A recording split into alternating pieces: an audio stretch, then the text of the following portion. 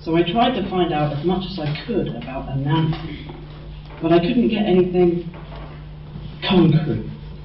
It was said that it was a Nancy who brought all the stories to the world, and stories were all I could find of him.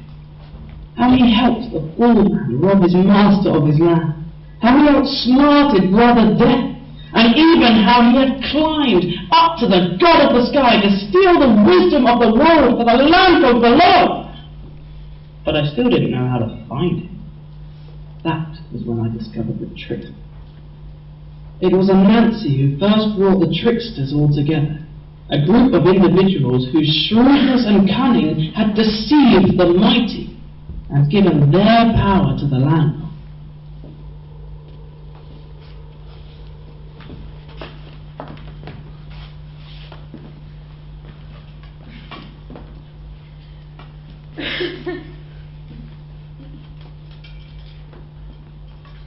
Like Raven. Raven used to be a beautiful white bird in the days when Grey Eagle held all the fire in the world for himself. But one night, Raven went to Grey Eagle's daughter, who was enraptured by his sleek white feathers. She invited him into her father's house, and when he had pleased her, he slunk through the great corridors of his house to the room where fire was kept. He took a flaming brand into his beak, and then flew away into the night, not stopping, even though the brand grew hot and smoke streamed over him. The smoke forever stained his feathers jet black, but the landfolk had fire forever.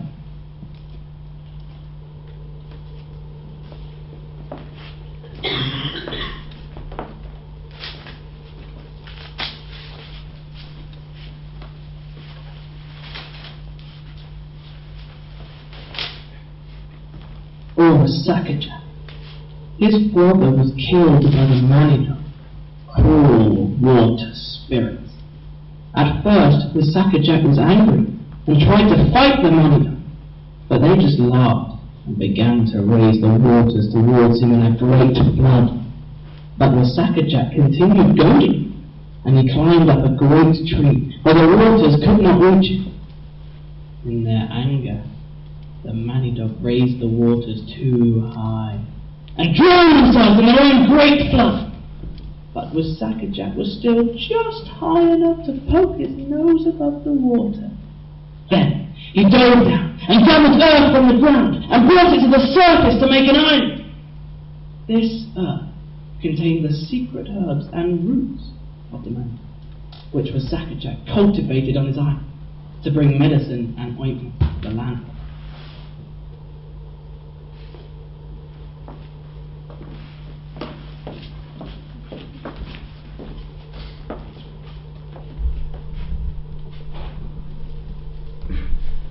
Then, one day, I was walking through a village when I saw a man in a black hat walking down the road. Another passerby complimented him on his lovely black hat, when another shouted that the man was a fool, as it was clearly a red hat the man was wearing. A heated argument began, with half of the villagers insisting the hat was red, whilst the other half insisted the hat was black. Meanwhile, the man had walked off into the distance. The argument raged and raged until it threatened to turn violent. And suddenly, the man reappeared from amongst the crowd, showing to them his hat, painted black on one side and red on the other. Stubbornness and close-mindedness turn brother against brother, he cried, for even the wisest of eyes can be outsmarted by a hat. He then turned and walked away, but I followed him, and then he told me that he was Aeshu, the spirit of the crossroads, and one of the Tricksters. He said he was not surprised that I had been unable to find a Nancy, that the Tricksters were in grave danger. The Department for the Protection of How Things Should Be had been tracking them down one by one, and now Nancy was the only one who was yet to be caught. He said that he would take me to Nancy, but it would be a long and dangerous road, and the department would now be after both of us, and they could be waiting at every turn. But I wasn't afraid, because I knew I had a mission. I told Aisha that I would follow him down any path he led me. And that night, before I said good night to my beloved moon, I asked her to look down on me from above and keep me safe. End of side 4B.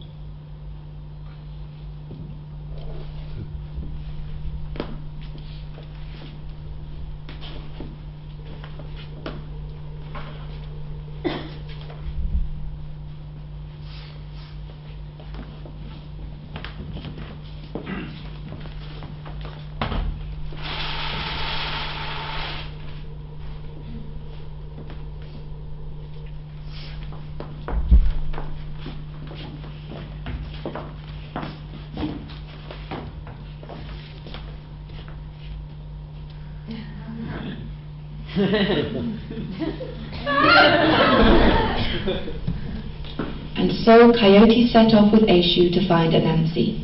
Coyote was under strict instructions from me to travel only at night, so that it would be more difficult for the department to find him, and I could watch over him and keep him safe.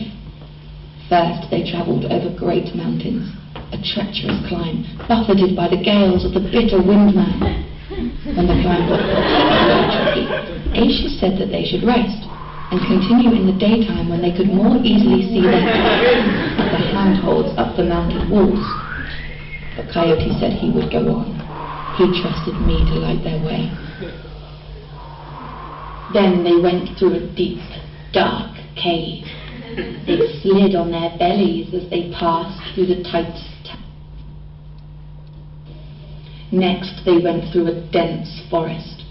The gnarled limbs of the trees stretched out in front of them, and as they passed, the long wooden fingers of the trees tore at their arms, and the thick stinging nettles of the underbrush scratched at their legs.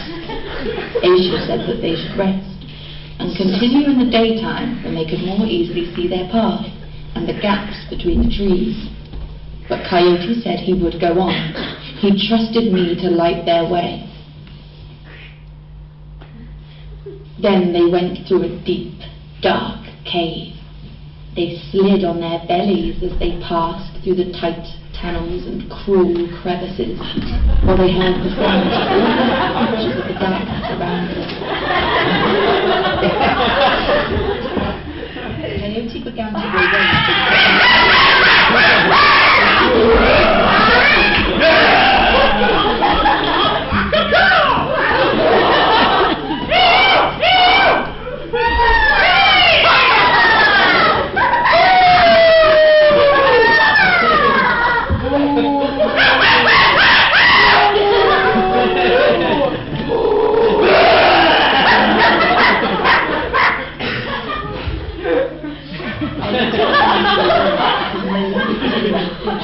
and it seemed that I would not be able to follow him further into the cave.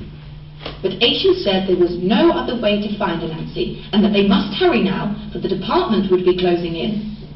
Coyote thought long and hard, and was still reluctant. But then Aishu told him a story. End of side 5. End of side 5X.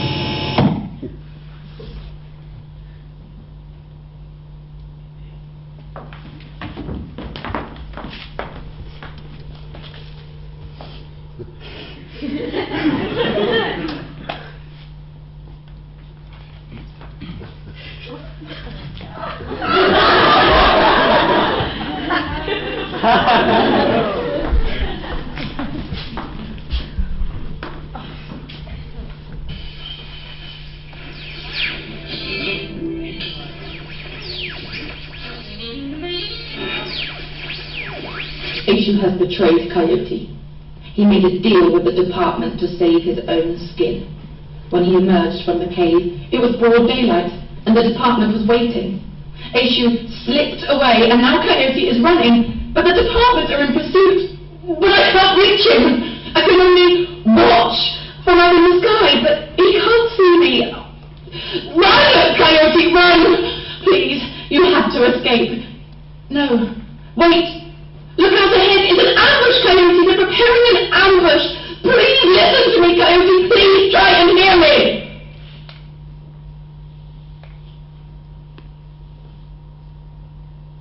Thank you for listening.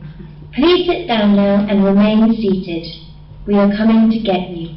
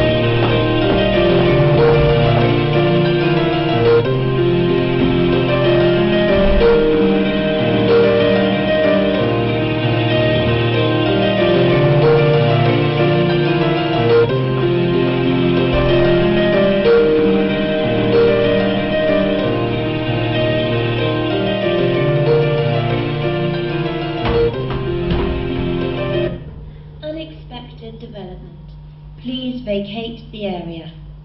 Unexpected development. Please vacate the area.